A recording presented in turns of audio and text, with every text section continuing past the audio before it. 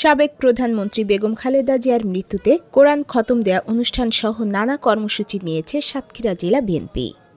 মঙ্গলবার ৩০ ডিসেম্বর সকাল থেকে সাতক্ষীরা শহরের হাটের মোড়ে অবস্থিত জেলা বিএনপির প্রধান কার্যালয়ে দেখা গেছে শোকাহত নেতাকর্মীদের। প্রথমে কালো পতাকা উত্তোলন, এরপর কোরআন খতমের অনুষ্ঠান অনুষ্ঠিত হয়। এ সময় নেতাকর্মীদের মধ্যে অনেকে জানান, বেগম জিয়ার মৃত্যুতে বিএনপির অঙ্গনে শোকের কালো অধ্যায় নেমে এসেছে।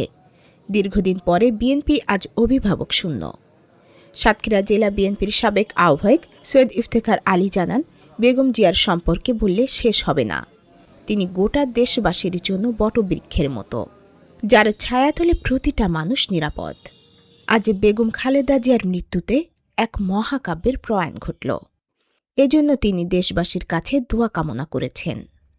এ সময় সেখানে উপস্থিত ছিলেন জেলা স্বেচ্ছাসেবক দলের আহ্বায়ক কামরুজ্জামান ভুট্টো, বিএনপি নেতা মোহাম্মদ আশরাফ হোসেন, আলী হাসান, হাবলু, আবদুল্লাহ আল মামুন রাজু প্রমুখ। যে বাংলাদেশের গণতন্ত্রের মা, বাংলাদেশ জাতীয়তাবাদী দলের মাননীয় চেয়ারপারসন দেশনেত্রী বেগম খালেদা জিয়া আজ ৩০ ডিসেম্বর ভোর ৬টায় তিনি ইন্তেকাল করেছেন। ইন্না লিল্লাহি ওয়া ইন্না ইলাইহি রাজিউন।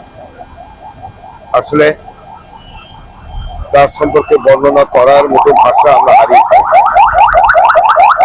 তিনি দীর্ঘদিন শুধু জাতীয়তাবাদী দলকেই নয়, দীর্ঘদিন যাবৎ বাংলাদেশের মানুষকে ছায়া দিয়েছিলেন এবং তিনি ছিলেন একটা বট বৃক্ষ, যার ছায় বাংলাদেশের প্রত্যেকটি মানুষ নিরাপদ অবস্থানে তারা দাঁড়িয়েছিল।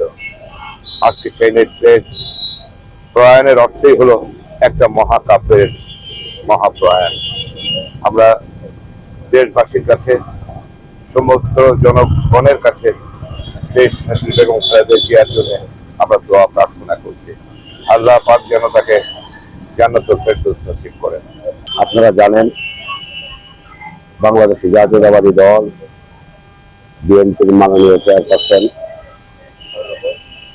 সাবেক তিনবারের সফল প্রধানমন্ত্রী, আমাদের আশার প্রতীক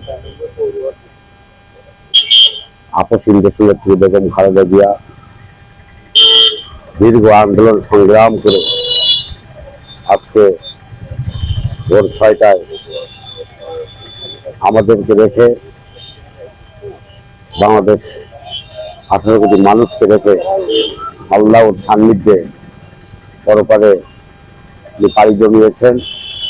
ইন্না লিল্লাহি ওয়া ইন্না ইলাইহি রাজিউন।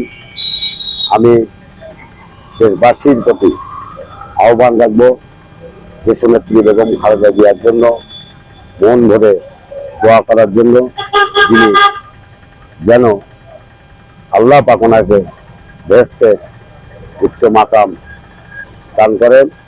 আবু জাফরের তথ্য ও চিত্রে আয়েশা আক্তার, চ্যানেল 21, সাতক্ষীরা।